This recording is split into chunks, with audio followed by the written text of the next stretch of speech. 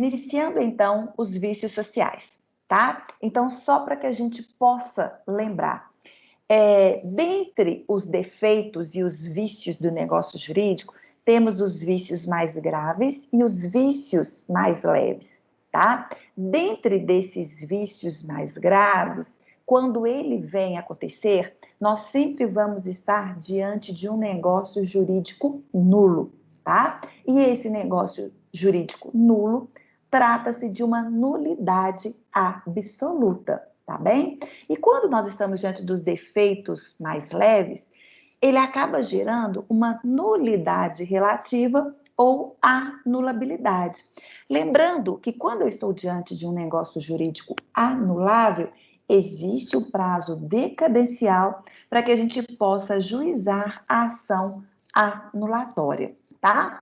E quando eu estou diante do negócio jurídico nulo, não há que se falar em prazo decadencial, porque a gravidade é tamanha que a qualquer tempo e em qualquer modo nós podemos ajuizar a ação declaratória de nulidade para que aquele negócio jurídico seja nulo.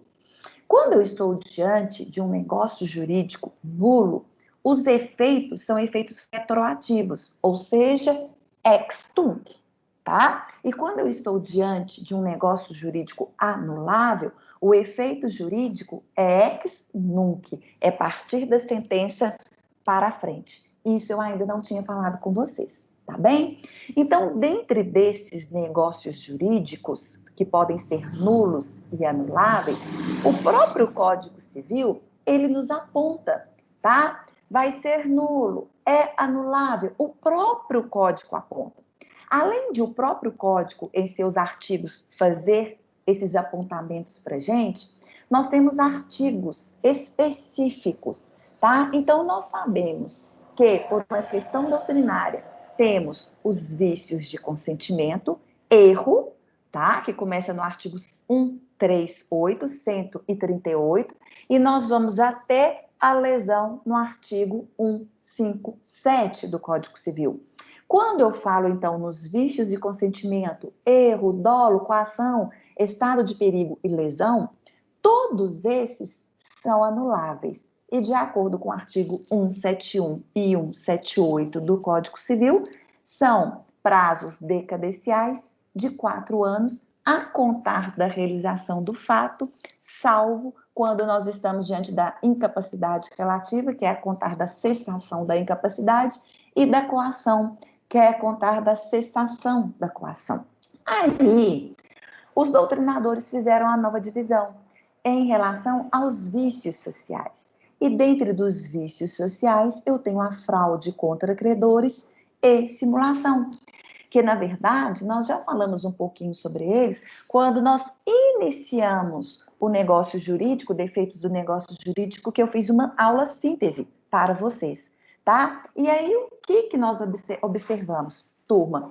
Que a fraude contra credores, apesar de os doutrinadores o elencar como um vício social, tá? Se ela porventura vem acontecer, ela será um vício ou um defeito menos grave. Esse defeito menos grave, pessoal, tem alguém me chamando.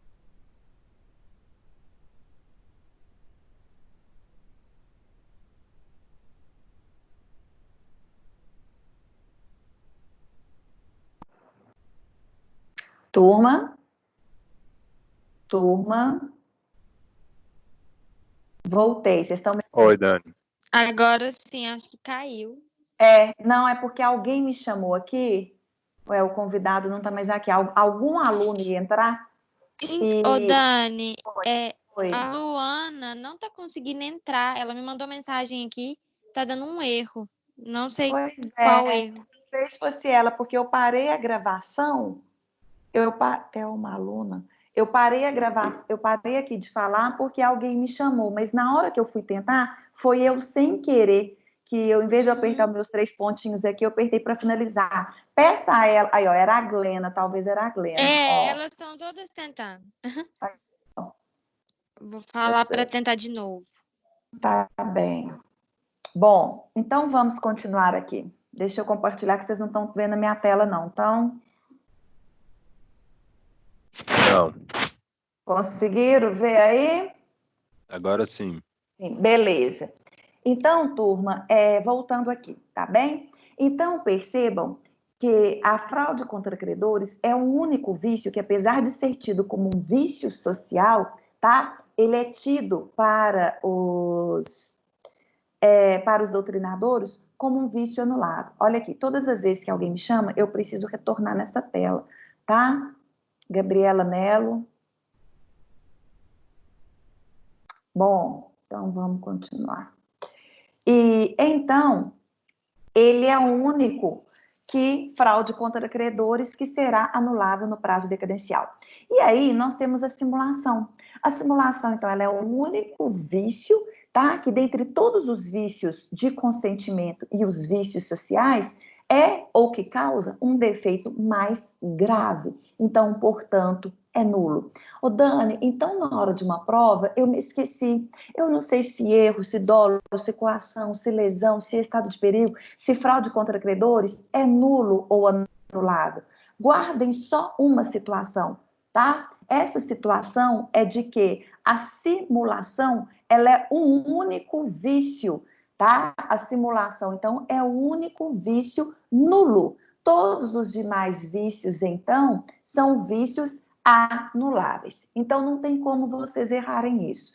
Numa prova, simulação gera um negócio jurídico nulo e todos os demais vão gerar a anulabilidade com um prazo decadencial de 4 anos, como regra geral, a contar do fato, tá? E então, o que é a fraude contra credores? A fraude contra credores, tá? Será ou ela acontecerá todas as vezes em que eu tenho duas partes. Quem são essas partes, Dani? Eu tenho um devedor e eu tenho um credor. Só que não basta ser um simples devedor, não basta ser um simples credor. É daquela mesma forma de quando a gente fazia a análise dos requisitos de validade e dos requisitos de existência do negócio jurídico. Quando a gente faz a análise dos requisitos de existência do negócio jurídico, nós precisamos de um agente, de um objeto e de forma, tá? Mas, qualquer forma. Mas quando eu vou verificar os requisitos de validade do negócio jurídico, não basta eu ter um agente, mas o agente tem que ser capaz. Não basta eu ter um objeto, mas eu tenho que ter um objeto lícito, possível, determinado ou pelo menos determinável. E não basta eu ter uma forma qualquer, mas eu tenho que ter uma forma prescrita ou não proibida em lei. Então, quando eu estou diante da fraude contra credores, é dessa mesma forma que nós vamos analisar. Não adianta eu simplesmente ter um devedor e um credor, mas para que eu haja um defeito do negócio jurídico chamado fraude contra credores, eu preciso ter um devedor insolvente e um credor quirografado. Tem diferença, Dani? Tem. Olha só, eu devo a Larissa, tá? Eu comprei qualquer objeto da Larissa e a dívida venceu ontem e eu não paguei a Larissa. Então, quer dizer que eu sou uma devedora? Eu sou uma devedora, tá? Porque eu tenho uma dívida vencida com a Larissa que eu ainda não paguei. Ontem foi, segunda, né? Domingo, sábado, sexta, eu era devedora da Larissa? Não, porque a dívida ainda não tinha vencido. A partir do momento que houve o vencimento da dívida e eu não honrei, eu não quitei meu pagamento, aí sim eu passei a ser devedor. Então, a dívida venceu ontem, tá? Então, a partir de hoje, eu sou, sim, uma devedora da Larissa. Só, turma, o que acontece, tá? Quando eu passei a ser devedora da Larissa, eu sou uma devedora qualquer. Talvez eu não paguei a Larissa ontem, porque eu nem me recordei. Eu não anoto na agenda, mas não significa que eu deixei de pagar a Larissa porque eu não tinha bens, seja em espécie ou bens móveis ou imóveis para pagar ela. Talvez eu não paguei por esquecimento, talvez eu não paguei porque ontem realmente eu não tinha dinheiro, Porque, em virtude da pandemia, o meu salário não foi também depositado na minha conta no dia que seria o dia provável que eu disse que eu pagaria a Larissa. Por que eu estou dizendo isso? Existe uma diferença entre ser devedor e ser devedor insolvente, tá? E para configurar a fraude contra credores, o devedor precisa estar em estado de insolvência. O que é estar em estado de insolvência? É você, como enquanto devedor, possuir um passivo maior do que um ativo. Você possuir uma dívida maior do que um crédito. Ou seja, você tem uma tamanha dívida acumulada que mesmo que você tenha dinheiro em espécie ou outros bens, você não consegue pagar sua dívida. Voltando e exemplificando isso para vocês, em relação ao direito comercial e em relação ao direito empresarial, acontece, por exemplo, quando um devedor é insolvente e requer a sua decretação da sua falência. Todas as vezes que nós temos a falência de um devedor insolvente empresário ou de uma sociedade empresária insolvente, isso significa que aquele devedor, seja ele individual, seja ele enquanto sociedade empresária, encontra-se em insolvência, ou seja, possui um passivo maior do que o ativo, possui uma dívida maior do que o crédito. E por isso, mesmo que ele tenha algum bem, ele não vai conseguir pagar todos os seus credores, tá? Então, diante disso, eu estou com turmas de terceiro e quarto período. Eu não sei se vocês já tiveram direito comercial ou direito, né, empresarial. Desculpa, turma. E aí, o que eu tenho? Eu tenho essa pirâmide aqui que eu fiz para vocês, e nessa pirâmide, tá? Quando eu estou no topo, serão os primeiros credores a receberem seus créditos. Inversamente proporcional, quem está aqui embaixo serão os últimos credores a receberem os seus créditos. Então, isso aqui é uma pirâmide, é uma ordem creditícia de recebimento de créditos quando nós estamos diante do direito comercial. Então, para que eu pudesse explicar para os senhores o que são os credores quirografários, que possuem créditos quirografários, eu trouxe essa pirâmide lá do direito comercial, lá do direito empresarial, que é a ordem creditícia de recebimento de créditos, para que vocês tenham uma ideia. Quando um devedor insolvente declara a sua falência, requer a sua própria autofalência, ou quando os seus credores pleiteiam na justiça a falência desse devedor empresário insolvente, tá? E pela lei de falências, é imprescindível que para decretar a falência de um devedor empresário, ele tem que ser insolvente. Então, veja, eu estou fazendo uma analogia com os senhores aqui, porque aqui em direito civil, não precisa de ser um devedor empresário. Dani, quem é o devedor empresário? É aquele que exerce uma atividade econômica e organizada, que está lá no artigo 966 do Código Civil. Dani, o que é uma atividade econômica organizada? É aquela lá do direito comercial e do direito empresarial que se diferencia do direito civil. No direito civil, por exemplo, as sociedades simples ou as sociedades antigas chamadas de sociedades civis exercem atividade econômica. É atividade econômica que quer dizer atividades que produzem lucro, que têm capital, que possuem lucro. Quando eu estou diante de uma atividade econômica organizada, que são exercidas pelas sociedades empresárias, por exemplo, que é o campo do direito empresarial, além de elas exercerem uma atividade econômica que dá lucro, tem a organização. Então, é atividade econômica organizada. Então, está lá no artigo 966 do Código Civil. Empresário é aquele que exerce uma atividade econômica organizada que faz circular e produzir bens e serviços. Tá? Então, quer dizer que o devedor empresário insolvente, que circula bens e serviços, tá? Ele está com um passivo muito maior que o seu ativo. Então, ele pode declarar a sua autofalência, como qualquer credor desses aqui, ó, dessa ordem creditícia, pode requerer a falência daquele devedor empresário, tá? Então, lá na falência, além de ser devedor, tem que ser empresário e tem que, portanto, exercer essa atividade econômica organizada, que eu tenho os 4 fatores de produção: mão de obra, insumos, tecnologia e capital. Isso é tudo que eu estou falando é lá do direito empresarial. Então, veja, se é decretada a autofalência dele, ou se esses credores aqui requerem a falência dele, se ele tem algum bem ou algum dinheiro, quem primeiro irá receber? Os credores trabalhistas. Então, todos os seus funcionários, seja eles quais forem, receberão os seus créditos. Sobrou dinheiro, Dani? Tem algum bem ainda naquela sociedade empresária? Tem. Quem é que vai receber? Em segundo plano, os credores com garantia real. O que são créditos com garantia real? Vocês vão estudar mais tarde no Direito Civil com o professor Mandorquil. É quando nós vamos realizar alguma dívida Dani, e em desculpa te interromper. Oi, Sua sim. tela tá travada. Minha aula está travada? Sua tela tá... Mas e minha voz?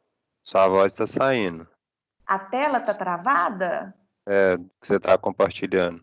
Não está aparecendo a pirâmide? Não. Oh, meu Deus. Deixa eu ver, então, o que está acontecendo. Vamos lá de novo. Então. Agora sim. Agora tá. Então tá. Aí agora? Certo. Tá agora? Tá sim. Beleza. Então, olha só. Então, nessa pirâmide, quem são? Obrigada, tá, Marcos? Toda vez que vocês não conseguirem visualizar o que eu esteja falando, me interrompa imediatamente. Então, olha só, os créditos trabalhistas dos credores, eles são os primeiros. Então, percebam que se sobra algum dinheiro ainda, nós vamos para os credores com garantia real. Quem são os credores com garantia real? Todas as vezes que nós vamos realizar alguma dívida, tá? E que ela tem data para vencimento, nós podemos dar algum bem nosso, seja ele bem móvel ou seja bem móvel, como garantia de dívida. Então, veja, se eu tenho uma dívida contraída com o Marcos, tá? E o vencimento dela é para que 1 ano, porque eu fiz em 12 parcelas de 10 mil reais, o Marcos pode me pedir uma garantia. Ô, Dani, eu quero uma garantia de pagamento. Então, eu vou dar uma garantia de pagamento para o Marcos, uma garantia real, que pode ser um bem móvel ou um bem imóvel. Se eu estou dando como garantia para o Marcos um bem imóvel, eu estou diante de um instituto chamado penhor. E se eu dou para o Marcos uma garantia de um bem imóvel, eu estou diante de uma garantia chamada hipoteca. Então, hipoteca é uma garantia de direito real de bem imóvel, tá? Penhor é uma garantia de direito real de um bem móvel. E aí eu chamo a atenção dos senhores. Não confundam penhor com penhora. Penhor é um instituto do direito civil, do direito material. É eu dar como garantia de pagamento um bem móvel. Da mesma forma que se eu dou como forma de garantia de pagamento um bem imóvel, eu estou diante do que nós chamamos de hipoteca. Então, ao final de 1 ano, se porventura eu não paguei a totalidade ao Marcos, ou eu deixei de pagar algumas parcelas, o que o Marcos vai fazer? Vai pegar o bem para ele, que eu dei como garantia, seja o bem móvel, através do penhor, ou seja, a hipoteca diante do bem imóvel, tá? Agora, a penhora, ela é um instituto do direito processual que quando nós estamos diante de um processo de execução e o juiz me dá o prazo ao devedor para que ele pague em 24 horas, ou nomeia bens a penhora. Então, se em 24 horas o devedor não quita a sua dívida, ele tem que nomear um bem a penhora, ou seja, ele vai entregar algum bem para que esse bem seja levado a leilão e que com o pagamento daquele bem naquele leilão, paga-se o credor. Então, penhora é objeto, tá, de processo de execução, então lá do CPC, direito processual, que nada se confunde então com penhor, que é um instituto de garantia de pagamento, quando nós damos então bens móveis. Então vamos lá, tá? Eu estou fazendo um comparativo para que vocês possam entender o direito civil. Então percebam, isso aqui, mais uma vez, é uma ordem creditícia, tá? Ordem, então, de escalonamento de pagamento. Quem está no topo da pirâmide, quem está no topo do triângulo, são os primeiros credores a vir receber o crédito do devedor empresário insolvente. Então, credor trabalhista. Sobrou dinheiro? Credor com garantia real. Sobrou dinheiro? Serão os credores tributários. Então, aquele devedor empresário, ele estava devendo tributos, taxas, impostos? Sim, vai ser pagos. Sobrou dinheiro? Eu tenho os credores com privilégio especial e privilégio geral. Privilégio especial e privilégio geral é quando numa relação contratual eu pego qualquer bem meu mesmo e dou como forma de garantia, tá? Que seja diferente do penhor e da hipoteca. E aí, por último, dessa fileira ainda, se sobrar algum bem ou algum dinheiro, nós vamos pagar os credores quirografários, que possuem créditos quirografários. Então, o que são os créditos quirografários? São títulos de créditos. Então, credores quirografários são credores que têm em mãos títulos de créditos. E aí, lá do direito comercial e empresarial. Dani, quais são os títulos de crédito? Tá? Nós temos os títulos de créditos extrajudiciais.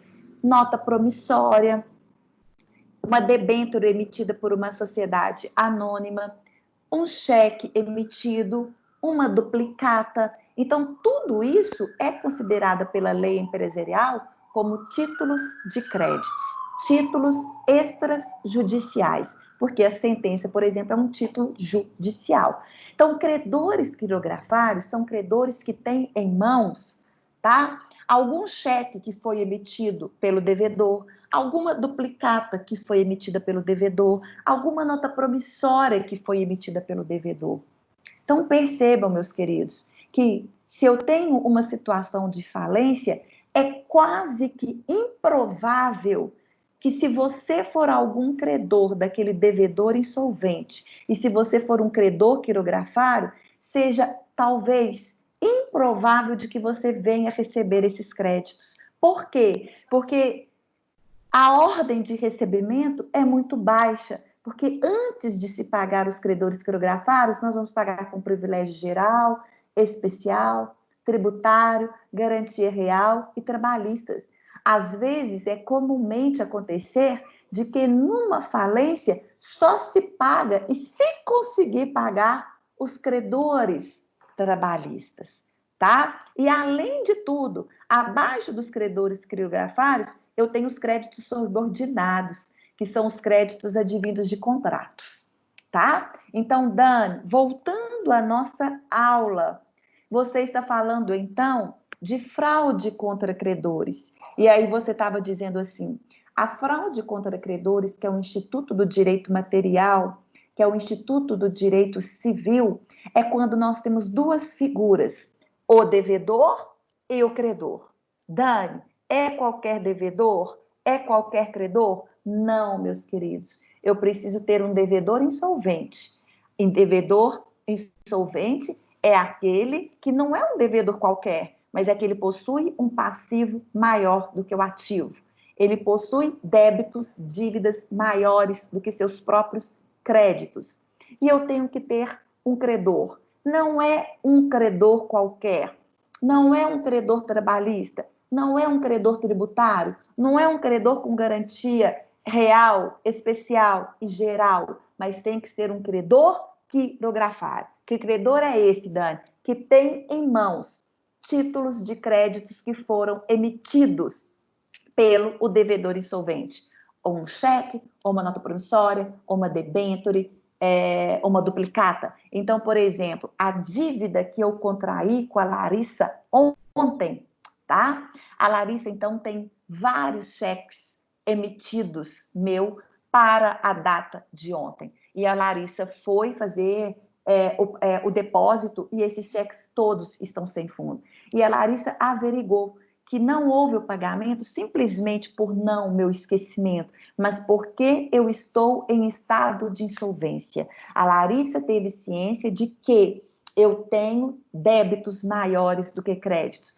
que o meu passivo é maior do que o ativo, tá? O que a Larissa pode fazer? Bom, a Larissa pode, porque ela me conhece, esperar para ajuizar uma ação de cobrança contra mim, tá? Mas a Larissa vai ficar de olho. Só que em virtude disso, tá? Eu não quero pagar a Larissa de forma nenhuma, tá? Então, eu vou cometer um defeito, eu vou realizar um vício no negócio jurídico.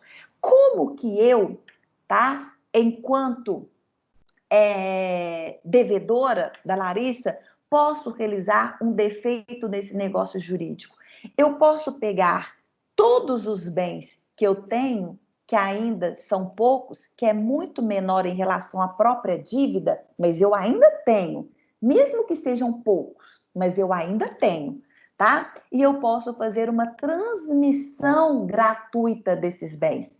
Então, eu pego todos os meus bens que eu tenho, de repente eu tenho uma moto e um carro, o meu celular, que é um bem móvel e que vale 5 mil reais, e que de repente eu poderia pagar a Larissa, e eu faço uma transmissão gratuita desses bens, por exemplo, para a Luana. Gosto muito da Luana, então eu vou fazer, seja através de um contrato de doação, seja através de uma escritura pública de doação, mas eu transmiti os poucos bens que me restaram, tá? Para a Luana, para que eu não realizasse o pagamento que fez-se ontem para a Larissa, tá? Da mesma forma que, de repente, eu não faço essa transmissão gratuita através de uma doação, mas eu faço uma transmissão honorosa. Então, eu faço um contrato de compra e venda, tá? Vendendo esses bens, então, para a Luana, para que não haja o pagamento. Ô, Dani, mas e aí, o dinheiro que entrou? O dinheiro que entrou vai ficar comigo, porque, de repente, a Larissa nem vai saber que eu tinha esses bens. Então, a Larissa nem sabe desses bens, nem sabe que eu vendi esses bens. Então, portanto, eu estou recebendo esse dinheiro para que eu possa pagar outros credores que eu queira pagar, ou para que eu possa me manter. Mas, enfim, eu transferi para que eu não realizasse o pagamento, então, para quem? Para a Larissa, tá? Existe também uma outra possibilidade de eu fraudar enquanto devedor insolvente. É através do que nós chamamos remissão de dívida. Tá? O que é remissão de dívida? Se vocês lembrarem da Bíblia, nós temos a remissão dos pecados. Só que a remissão dos pecados lá na Bíblia é com C cedilha. Remissão dos pecados significa o quê? Perdão dos pecados. Então, aqui, remissão da dívida é perdão da dívida. Então, vamos supor que a Glena me deve. Então, a Glena, minha aluna querida, é minha devedora, eu que sou credora da Glena, eu estou louca para receber o crédito da Glena, tá? Mas a Larissa, como vocês estão todos na mesma sala, teve ciência de que a Glena me deve e a Glena vai me pagar. Sabendo que vai entrar dinheiro, a Larissa vai me cobrar. Então, o que eu faço? Eu perdoo a Glena do pagamento, eu perdoo a dívida da Glena. Glena, você não me deve mais nada. Esquece. Esquece. Finge que nunca aconteceu. Finge que você nunca me pediu esse dinheiro emprestado. Para quê? Para que não adentre dinheiro, para que eu não pague a Larissa. Então, é uma forma de eu estar realizando um vício no negócio jurídico que poderá ser anulável se a Larissa provar isso, ajuizando, então, uma ação anulatória no prazo de 4 anos a contar do fato, tá? Só um detalhe, meus queridos. Vocês viram que a todo momento nós falamos que os vícios menos graves sofrem uma nulidade relativa e que a ação adequada para se propor a anulação desse negócio jurídico é a ação anulatória. Contudo, olha só, há uma diferença. Apesar de a fraude contra credores ser um vício social e não ser um vício de consentimento, mas apesar de ela ser um vício social e ser anulável igualmente os outros vícios de consentimento que nós estudamos, todos os outros vícios de consentimento gera anulação através da ação anulatória, prazo decadencial de 4 anos, aqui na fraude contra credores, essa ação anulatória, ela tem um nome específico, tá? É chamada de ação pauliana ou revocatória. Então, a ação revocatória ou ação pauliana nada mais é do que a ação anulatória, mas é o nome específico, tá? Para que a gente possa ajuizar a ação quando nós estamos diante do vício social,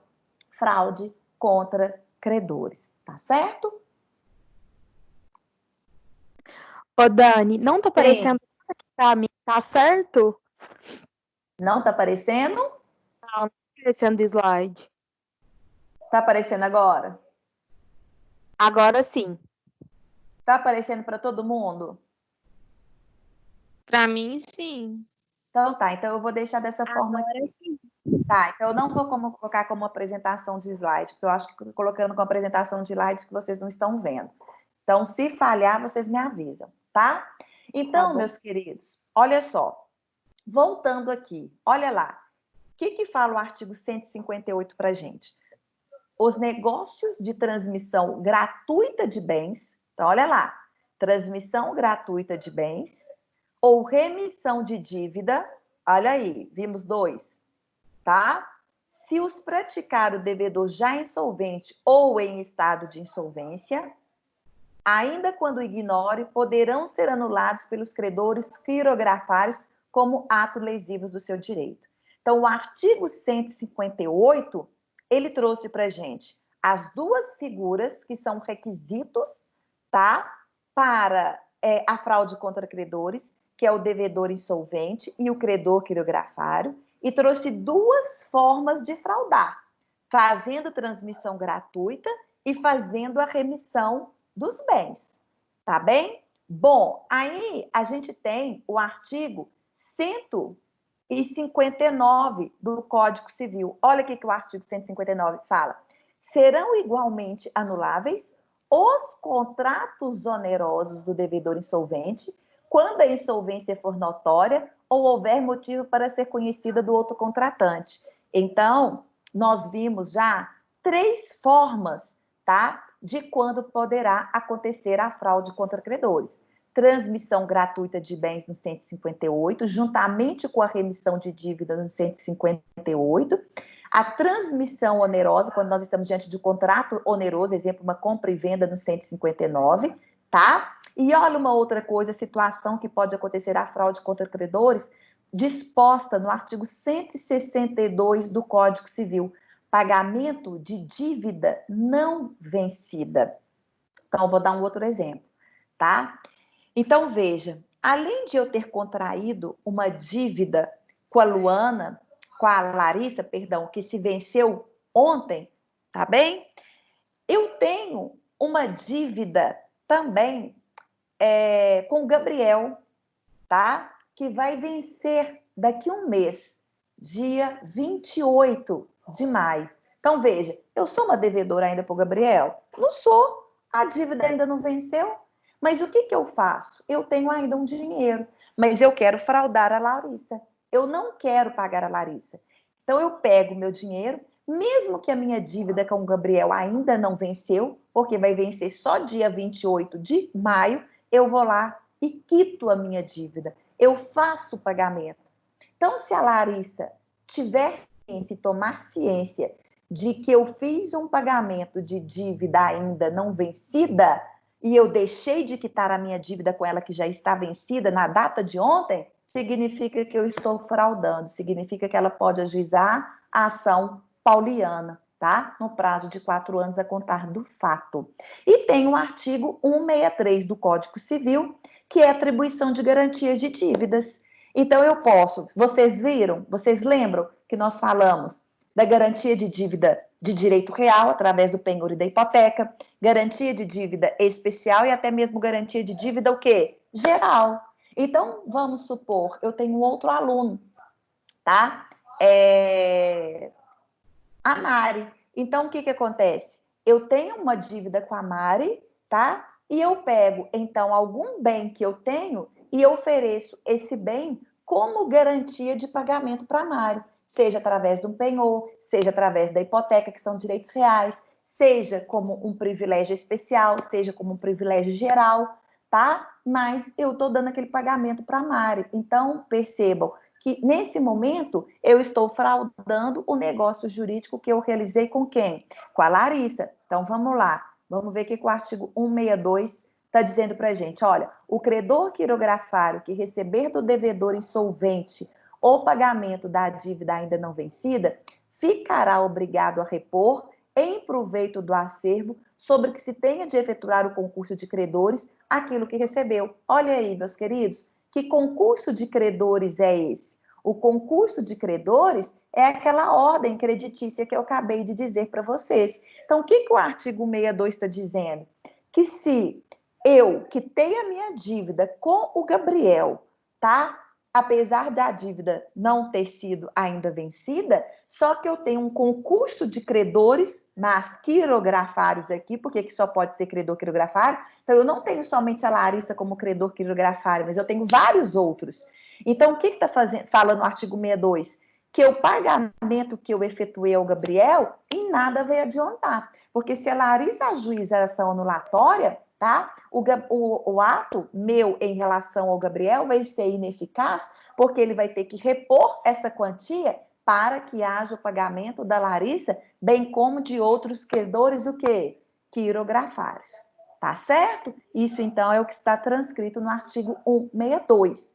E o 63 fala das garantias. Então, ó, presume-se fraudatórias dos direitos dos outros credores as garantias de dívidas que o devedor insolvente tiver dado a algum credor. Então, esses artigos 158, 159, 162 e o artigo 163, tá? Eles são os exemplos clássicos que nós temos das hipóteses de ocorrência de fraude contra credores. Vocês têm alguma dúvida em relação a essas hipóteses? Ou ficou clara para vocês? Posso continuar prosseguindo? Tá? Então, aí eu estou perguntando, estou explicando o que é um credor quirografário, já expliquei para vocês. Tá certo? Equiparam seus credores quirografários, podendo alegar fraude, aqueles cuja garantia se mostra insuficiente de suprir o crédito. Tá? Então, está dizendo aqui que igual direito assiste aos credores cuja garantia se tornar insuficiente. Então, veja que, além dos credores quirografários que eu tenho com requisito, aqueles outros credores que tinham algum tipo de garantia, tá? E que demonstrar que essa garantia que foi dada é insuficiente para o pagamento do crédito, também poderá ajuizar a ação anulatória. É difícil, mas pode acontecer. Bom, aí está os créditos do artigo 159, aí eu estou explicando a ação pauliana ou revogatória, que é a única de forma idêntica e especial e específica que se utiliza quando nós estamos diante, então, portanto, da fraude contra credores. E aí, eu queria fazer uma diferença para vocês. Não sei também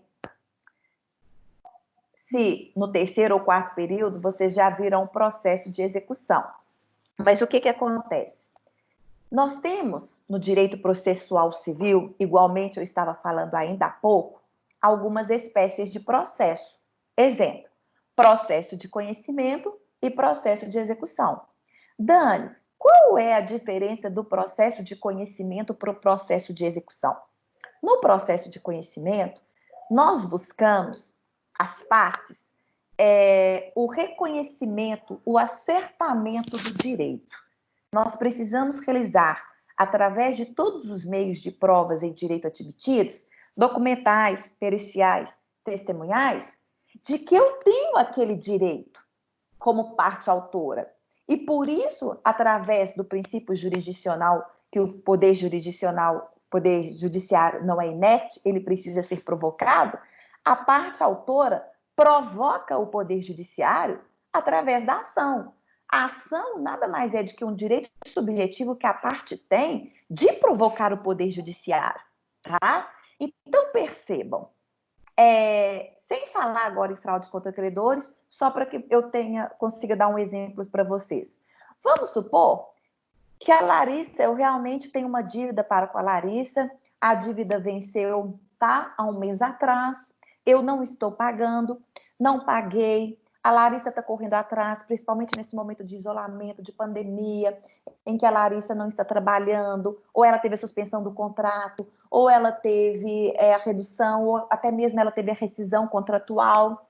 E a Larissa está buscando dinheiro, só que a Larissa está atrás de mim. Mas eu também, devido à pandemia, estou sem receber.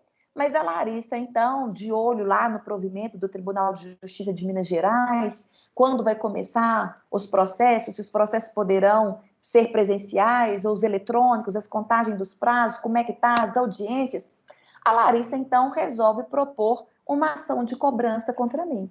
Então, veja, a ação de cobrança, ela é uma ação de conhecimento. Por quê? Porque a Larissa, quando ela vai ajuizar essa ação de conhecimento, ela está acertando o direito.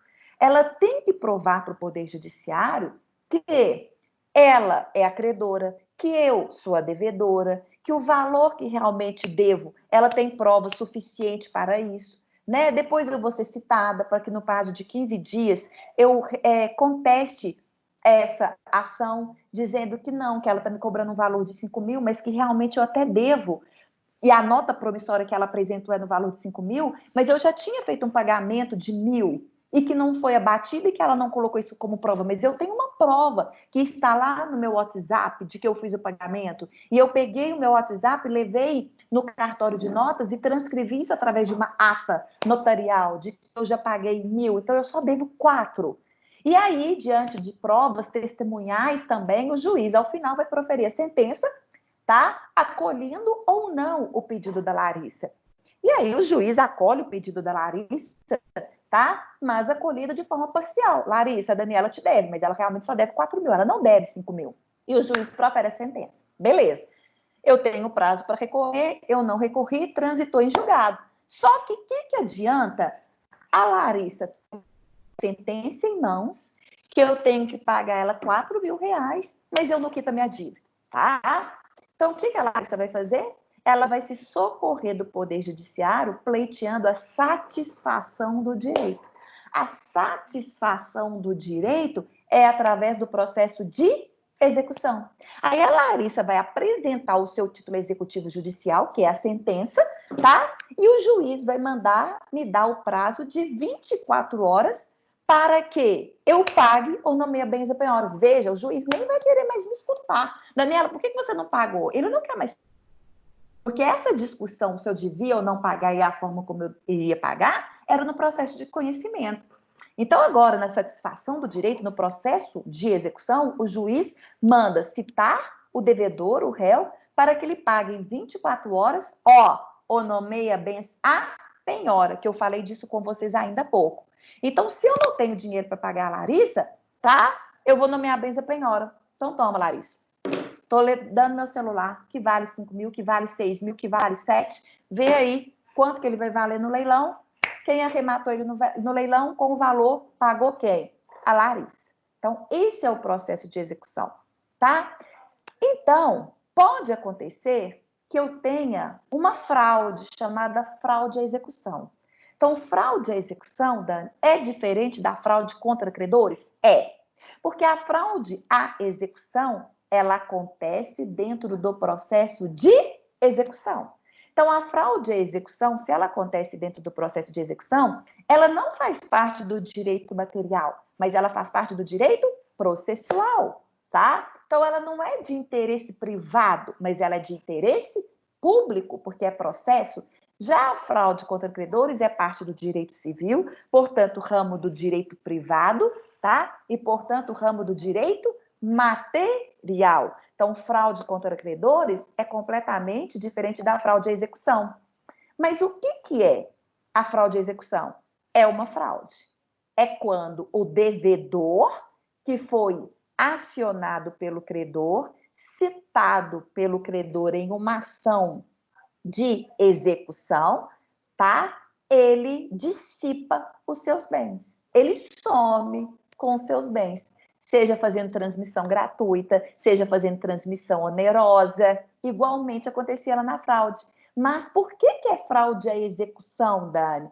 Porque, de acordo com a doutrina majoritária, qual é o ponto tênue, limiar, para eu saber se eu estou diante de uma fraude à execução ou uma fraude contra credores? É o ajuizamento, Dani, da ação de execução? Se ajuizou a ação de execução, e se eu, Dani, peguei todos os bens e fiz transmissão onerosa, fiz transmissão gratuita para que eu não pagasse a Larissa, eu estou diante de fraude à execução? E se eu faço isso antes de a Larissa propor uma ação de execução, eu estou diante da fraude contra credores? Então, turma, a doutrina clássica e majoritária é clara em dizer o seguinte: a fraude à execução ela só acontece dentro do processo de execução quando o devedor foi devidamente já citado. Então, ele foi citado, ele sabe que tem uma ação de execução, e aí, se ele faz essa transmissão, seja onerosa, seja gratuita, incorreu em fraude à execução. Qual que é o efeito dessa fraude à execução? Ela vai acontecer dentro do próprio processo de execução. Não tem que abrir outro processo de execução ou nenhuma outra ação, seja anexada ao processo de execução ou cumulativa.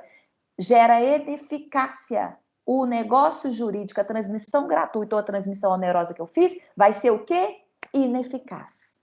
Tá? Agora, a fraude contra credores, então, pela doutrina majoritária e clássica, ela vai acontecer se, tá, a Larissa ajuizou a ação de cobrança contra mim. Então, é processo de conhecimento. Eu peguei meus bens e transmiti de forma onerosa, de forma gratuita, fiz remissão, tá? Dei como garantia de pagamento de dívida, paguei dívida não vencida, aí é fraude contra credores. E, ainda na visão da doutrina majoritária, tem o processo de conhecimento. O juiz mandou pagar, eu ainda não cometi nenhuma fraude, tá? Só que eu não paguei. A Larissa vai ajuizar a execução. Na hora que a Larissa ajuizou a execução, eu fiquei sabendo que a Larissa ajuizou a execução. O que eu faço? Eu meto todos aqueles atos ou algum deles, transmissão onerosa, transmissão gratuita, remissão de dívida, pagamento de dívida não vencida, bem como garantia de pagamento de dívida, mas eu não fui citado ou citada. Então, ainda eu estou diante da fraude contra credores, tá? E aí, se aconteceu, veja, eu estou diante de um processo de execução, mas não houve a citação. Eu fiz uma transmissão, então, gratuita. O que vai acontecer? A Larissa vai ter que ajuizar uma outra ação própria, chamada de ação pauliana, revocatória, para que possa provar e anular o negócio jurídico que eu realizei. Conseguiram entender? Então, olha, para a doutrina clássica processualista majoritária, o liame, tá? Para a gente saber se é fraude contra credores ou fraude à execução, citou no processo de execução, já houve a citação, fraude à execução. Antes disso, é fraude contra credores. Só que eu tenho uma doutrina minoritária que fala o seguinte: se já iniciou o processo de execução, com ou sem citação, mas se o devedor realiza algum desses atos que nós acabamos de falar, já é fraude à execução. Então, doutrina minoritária, se iniciou o processo de execução, se houve ou se não houve ainda citação, mas se o devedor já realizou esses atos, é fraude à execução. Para a doutrina majoritária clássica, somente é configurado fraude à execução se já houve citação do próprio devedor. Se o devedor realizou esses atos antes da citação, mas mesmo que já esteja em trâmite o processo de execução, tá? Seria fraude contra credores. Fraude contra credores, propõe-se, então, uma ação própria, tá? Diversa da de conhecimento, diversa da de execução, pauliana, revogatória, para anular aquele defeito do negócio jurídico. Se eu já estou na fraude à execução dentro dos próprios autos do processo de execução, tá? Se faz a prova ali dentro e o próprio ato dentro do processo de execução vai se tornar ineficaz. Meus queridos, ficou claro isso para os senhores ou há alguma dúvida? Essa matéria, se vocês não estudaram ainda de execução, vocês vão estudar, mas eu não gostaria de ter passado em liso falar sobre fraude contra credores e não fazer um comparativo em relação à fraude à execução, que é muito importante no nosso ordenamento jurídico pátrio. Tem alguma dúvida? Ficou claro? Então, beleza. Então, terminamos, então, a fraude contra credores, tá certo? E aí, então, a gente inicia-se a simulação. Mais uma vez, a simulação é o único vício do negócio jurídico que aborda ou que trata de uma nulidade absoluta, gerando, então, a ação declaratória de nulidade, que poderá ser proposta em qualquer tempo e em qualquer grau de jurisdição, porque aqui não há que se falar em direito decadencial. É imprescritível esse tipo de ação. A simulação, ela encontra-se em um único artigo do Código Civil, artigo 167 do Código Civil. E lá já fala, olha, é nulo. Se é nulo, eu sei e tenho certeza absoluta que trata-se de um defeito grave, tá? E para que seja anulado através da nulidade absoluta, será feito através de uma ação declaratória de nulidade. O que é a simulação? Eu já disse isso para os senhores diversas vezes. A simulação, consiste na declaração enganosa de vontade, visando a obter resultado diverso do que parece para iludir terceiros ou bular a lei. Dani, engraçado, porque quando nós estudávamos o dolo, você falou que o dolo também era uma declaração enganosa. Era um artifício malicioso, uma artimanha para enganar alguém. A simulação também. Qual é a diferença do dolo para a simulação? Porque quem age com dolo, age sozinho, age para enganar o outro, tá? Agora, a simulação, veja, eu tenho um conluio de duas ou mais pessoas, tá? Para prejudicar terceiros. Então, essa é a diferença. A simulação, ela não é feita sozinha.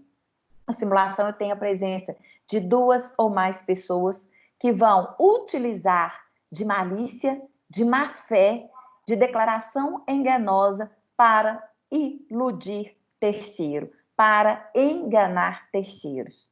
Meus queridos, eu chamo a atenção dos senhores agora e eu peço bastante atenção para que vocês possam entender isso que eu vou falar para vocês agora nesse momento. O artigo 167 me traz duas espécies de simulação, tá? Eu tenho a primeira parte que fala o seguinte: é nulo o negócio jurídico simulado. Primeira parte. É nulo o negócio jurídico simulado. Primeira parte. Aí está o que nós chamamos de simulação absoluta. Negócio jurídico simulado. Negócio jurídico aparente. Negócio jurídico falso. Negócio jurídico fake. Tá? O que é o negócio jurídico simulado? Dani, o que é o negócio jurídico falso? Dani, o que é o negócio jurídico fake? Dani, o que é o negócio jurídico aparente, que vai ser nulo se for provado? Ele não existiu. O negócio jurídico real, ele não existe. Ele não é realizado. As pessoas em conluio, tá? Finge que exerceram aquele ato. Então, exemplo, eu, professora Daniela Matar, tá? Sou muito amiga da Camila, e a Camila chega perto de mim e fala assim: Dani, eu preciso entregar ao final desse semestre uma declaração para a coordenadora do curso de Direito, professora Dani Dinali, de que eu cumpri 300 aulas para complemento da minha caderneta de horas complementares. Então, Dani, você faz uma declaração para mim de que eu computei, que eu trabalhei no seu escritório na parte da tarde e de lá nós íamos até para a faculdade, essas 300 aulas? Perfeitamente, Camila. Eu faço isso. Olha aí. esse negócio jurídico que eu fiz com a Camila, ele é o quê? Simulado. Ele é o quê? Falso. Ele é fake. Ele é aparente. Ele é fingido. Porque em nenhum momento a Camila esteve no meu escritório estagiando e cumprindo as horas que ela precisava como hora complementar para o seu curso de direito. Outro exemplo, eu sei que a gente não pode contestar atestado médico, mas é só para eu exemplificar, é forma exemplificativa, não estou analisando. O Marcos, então, sabendo que teria uma prova minha, tá? E sabendo que se ele não fosse aquela prova, a segunda chamada seria uma prova oral, e ele não queria fazer a prova oral, ele liga para um seu primo que é médico e pede para ele um atestado. Ô primo, médico, fulano, me dá um atestado aí, que eu tô com uma doença infectocontagiosa e eu não poderia aparecer lá na faculdade para realizar a prova. O primo, então, aí eu não vou questionar aqui o que o primo está fazendo de errado, não. Quais são os crimes que ele poderia vir a cometer, como tipificados no Código Penal, por emitir um atestado falso. Tá? Eu estou estudando aqui no Direito Civil. Então, perceba, o primo, então, dá um atestado para o Marcos, tá? Dizendo que ele estava, então, com conjuntivite. Olha aí, foi um negócio jurídico simulado no âmbito do direito civil, porque o Marcos, em conluio com seu primo, prejudicou terceiro, a mim, que depois eu vou ter que fazer outra prova para o Marcos. Vou ter que analisar outra forma de fazer que não seja oral, porque ele me apresentou que ele estava com doença infectocontagiosa, tá? E a prova oral seria só para aquelas pessoas que realmente não foram e não assinalaram e não justificaram a sua ausência.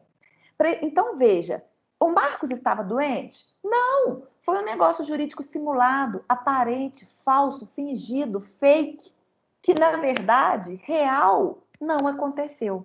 Então, essa é o que nós chamamos de simulação absoluta, aparente, falsa, simulada, tá? E aí, se eu descubro isso, o que eu vou fazer? O negócio jurídico é nulo. Marcos, você perdeu sua chance. Se a Dani Dinali descobre que a Camila apresentou, tá, essa declaração falsa, o negócio jurídico poderá ser anulado, porque a Dani Dinali poderá chamar a Camila, e se a Camila ou eu mesma não reaver a nossa posição, e ela tem prova suficiente disso, ela poderá, então, ajuizar em juízo uma ação declaratória de nulidade num prazo imprescritível. A Camila apresentou hoje. Só que só agora, depois de anos, quando a Camila estiver lá no 10º período, que na hora que a Dani Dinali for computar as horas, ela fala, epa, peraí, aqui está dizendo que a Camila era estagiária da Dani e nunca foi. Ela poderá vir a suscitar isso daqui 2, 3, 4 anos? Pode. E por quê? Porque aqui eu estou falando de ato nulo, e ato nulo é imprescritível. Então, turma, prestem atenção. Eu estou na primeira parte do artigo 167 do Código Civil. É nulo o negócio jurídico simulado. Tá? Fake, falso, fingido, aparente, porque ele não aconteceu de verdade. Mas aí, todavia, contudo, entretanto, tá?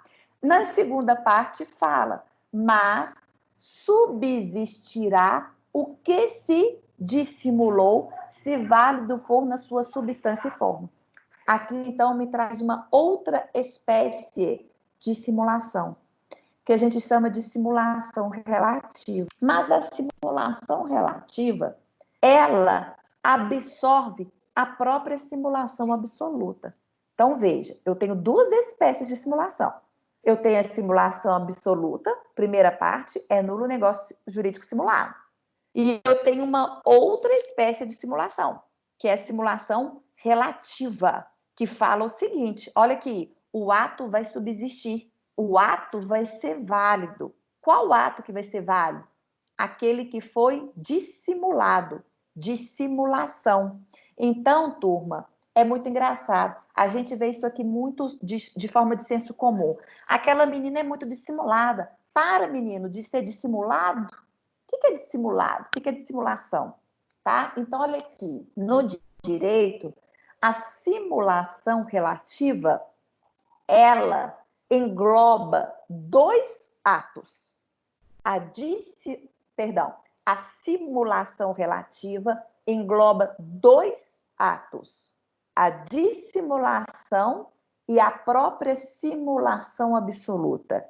De uma forma muito prática e, assim, banal, simplória, mas eu sempre gosto desse exemplo, vocês já me viram citar várias vezes assim. É o mesmo que eu tenha banana. Banana é uma fruta, tá? Banana, fruta, sozinha, isolada, é a simulação absoluta, tá?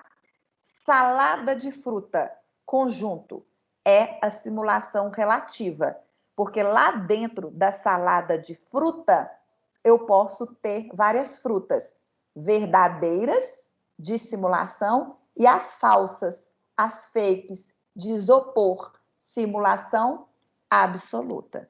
Então, mais uma vez, eu posso chegar na minha casa, ter uma fruteira, que ali eu tenho uma banana, sozinha, e eu vou pegar, ela é falsa, ela é de fachada, ela é aparente, ela é simulada, ela é falsa, ela é fake, ela não é real, ela é irreal, sozinha, simulação absoluta, tá?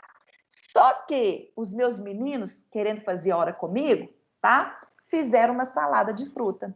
E na salada de fruta, eles picaram bananas e laranjas, várias bananas e laranjas de verdade, mas no meio delas tinha bananas falsas.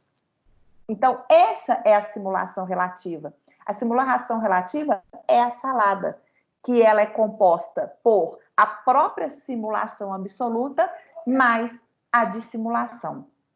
O exemplo mais clássico disso que eu tenho, tá? É quando eu tenho, então, a questão do pai em relação ao filho. Exemplo. Pelo direito contratual, que vocês vão estudar também com o professor Mardoqueu mais tarde,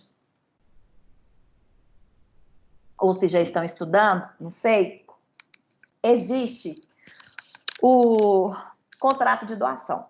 O contrato de doação, a nossa lei civilista fala o seguinte, reza o seguinte, que quando algum ascendente vai doar para o descendente, é necessário que os demais descendentes consentem.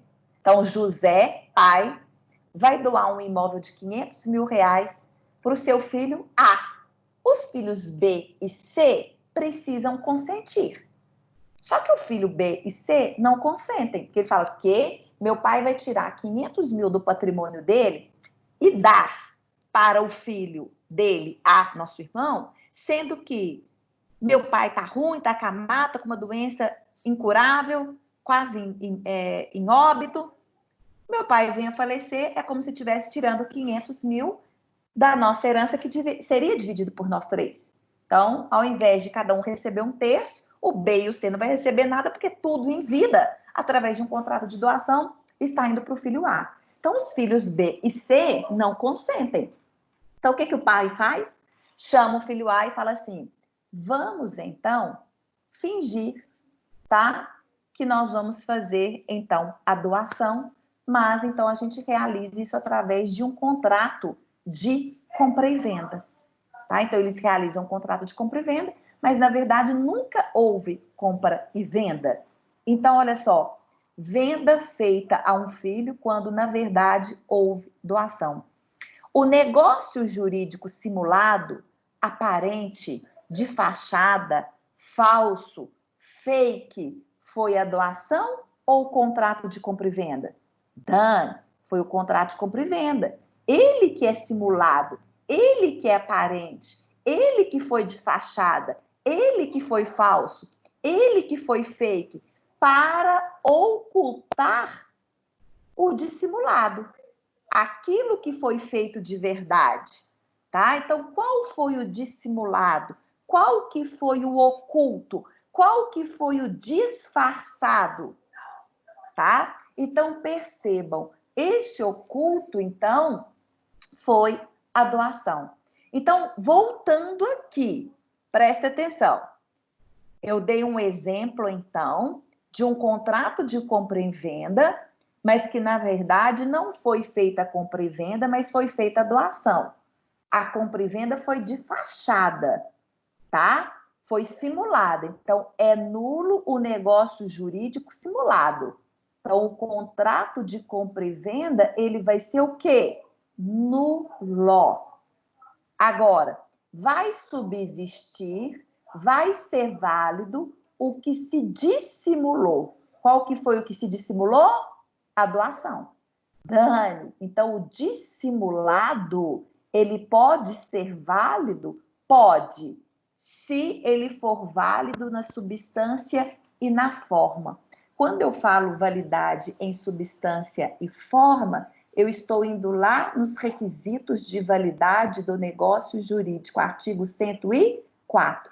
Significa que o pai e com o filho, mesmo que eles estavam diante de uma simulação relativa, e que se a doação respeitou os requisitos de validade do artigo 104, agente capaz, objeto lícito, possível, determinado, forma prescrita ou não proibida em lei, esse contrato de doação que foi dissimulado, tá? Que foi o oculto, vai subsistir, vai ser válido.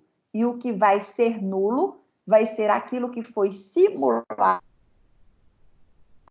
compra e venda. Conseguiram entender, turma? Aí vocês podem me perguntar assim, ô Dani, mas o que isso adianta? Porque então, na verdade, os filhos B e C poderão a qualquer tempo e a qualquer hora que descobrirem que isso tratava-se de uma simulação relativa em que o pai estava em conluio com o filho A.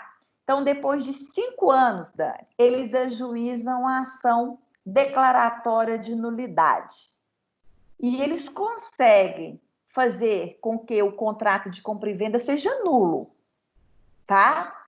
Mas os requisitos de validade, objeto lícito, forma prescrita ou não proibida em lei, o agente capaz estava certo. Então, esse ato não vai ser nulo, ele vai valer. Uai, mas ainda o que aconteceu? O que adiantou? Porque aí B e C ficaram na mão da mesma forma. E o filho A continuou com o valor lá, com o bem de 500 mil. Acontece, meus queridos, que aí eles provaram que não houve um contrato de compra e venda. Eles conseguiram provar que houve uma doação.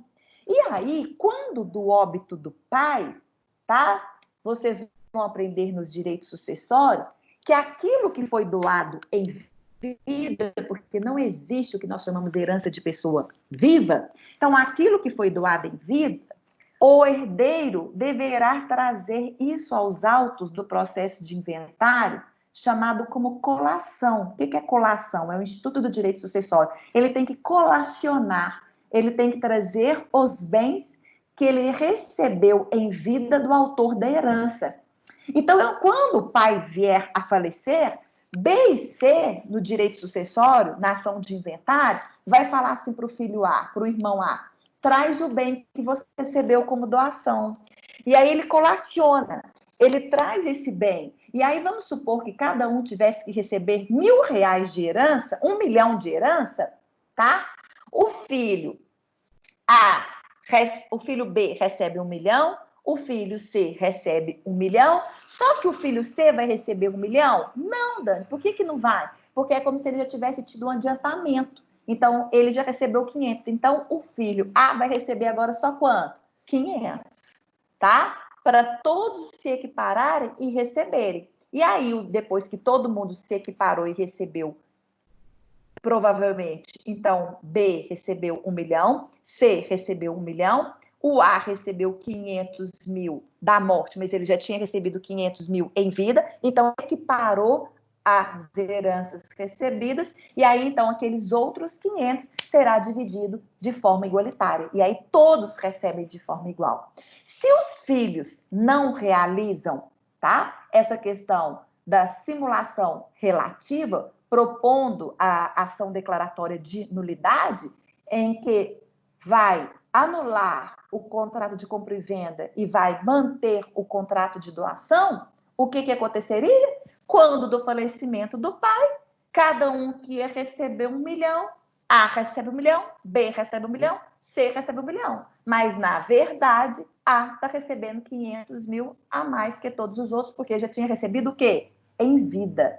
tá bem? Só que isso tudo, meus queridos, vai acontecer, tá? Se o autor da herança, que era o José, o pai dos filhos A, B e C, tiver doado para o filho A dentro da parte que ele não poderia doar. Aí eu vou falar um pouquinho de direito sucessório. Porque todas as vezes que o autor da herança ele tem um patrimônio de 100%, existe o que nós chamamos de parte disponível e parte indisponível. Parte disponível é a parte com que o autor da herança ele pode fazer com que ele quiser. Ele pode deixar para o seu vizinho. E a parte indisponível é a outra parte que compete obrigatoriamente aos herdeiros necessários. E aí vocês sabem quem são herdeiros necessários. Descendentes, ascendentes, cônjuge, bem como agora, como por questão jurisprudencial, ou companheiro. Então, se José, dos 100% da herança, 50%, tá? Obrigatoriamente ele não pode dispor, porque tem que vir para os herdeiros. Os outros 50%, ele pode dar para quem ele quiser. Então, se José pegou dos 50% da sua parte disponível, ele pode dar para quem ele quiser, inclusive para o filho A. Aí ele tem que vir colacionada? Não. Esse exemplo todo que eu dei é se José dá esse valor de 500 mil pegando da parte indisponível. Aí ele tem que trazer a colação. Meus queridos, eu sei que não é fácil, mas eu tentei ser da forma mais simplória para que vocês consigam entender. Vocês conseguiram entender? Se não tiverem entendido, pode abrir o microfone para que eu possa exemplificar melhor. Conseguiram? Ô, povo esperto, hein? Então, eu trouxe para vocês um quadrinho. Então, olha aí. Na simulação absoluta, as partes apenas fingem, pois na realidade não efetuaram o negócio. Então, lembra da Camila lá me pedindo uma declaração, tá? Ela, no momento ela foi minha estagiária. Relativa. Aqui, para esconder o negócio jurídico que querem realmente praticar, então eles querem realmente praticar o quê? A doação. É o dissimulado, é o oculto. Realizam outro, que é o simulado, tá? Que é o aparente, que é o falso, que é o fake, para atingir efeitos jurídicos concretos, embora vetado pela lei. Na absoluta, aqui nós temos uma situação jurídica real. E, portanto, o negócio será nulo, tá? Aqui na relativa, nós temos dois negócios jurídicos. O aparente, que é o simulado, que vai ser nulo, e o oculto, o disfarçado, dissimulado, que vai ser subsistir, que vai ser válido se estiver de acordo com o artigo 104 do Código Civil, tá? Então, se é nulo, invalida todo o negócio jurídico. Efeito retroativo, ex tunc, tá? E segundo o Código Civil, diante da simulação relativa, declara-se nulidade apenas no negócio simulado, subsistindo o que se dissimulou, se for válido na substância e na sua forma. Tudo bem, queridos? Sim? Bom, aí, vocês viram que eu tenho um único artigo. E esse artigo fala o seguinte: é nulo o negócio jurídico simulado, mas subsistirá o que se dissimulou, se válido for na substância e forma. Então, falou da simulação absoluta e da simulação relativa. Aí, os doutrinadores, tá, criaram o que nós chamamos de simulação inocente. O que é simulação inocente? Olha, acontece quando não atinge interesse de terceiros. Contudo, é invalidante. Portanto, a simulação maliciosa se diverge da inocente, mas ambas geram o negócio jurídico nulo. Então, veja, ela é inocente porque ela não atinge terceiros, tá? Mas é simulação, porque está enganando, está realizando algo que não é de verdade. Por isso, os exemplos clássicos que os doutrinadores trazem. Exemplo, um cantor famoso, tá? Ele está tendo uma namorada de poucos meses. É aniversário dela, tem um mês de namoro. E ele vai e compra um carro no valor de 200 mil reais, sei lá, dá uma fazenda para ela no valor de 600 mil reais. Só que se ele faz isso, vai aparecer em todas as mídias de que ele está dando, que seria uma doação. Então, na verdade, ele realiza um contrato de compra e venda, para que a mídia não fale que seja uma doação.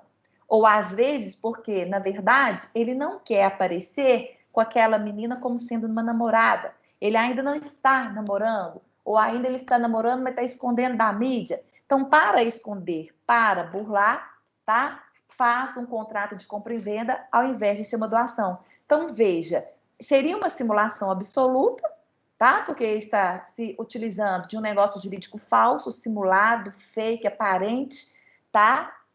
Mas que não está prejudicando terceiros, que não está causando problema a ninguém, é simplesmente até mesmo para a preservação dele. Eles dão exemplo, os doutrinadores também, eles não perdem, né? Eles dão um exemplo também dos parlamentares.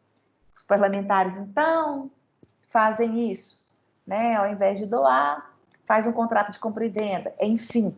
Mas, se porventura isso vir ao não a prejudicar terceiro, em algum momento alguém pode invalidar. Gera invalidade, Dani? Gera. Vai ser nulo? Vai. Porque a simulação inocente, ela é comparada à simulação absoluta. Ok? Ok, pessoal?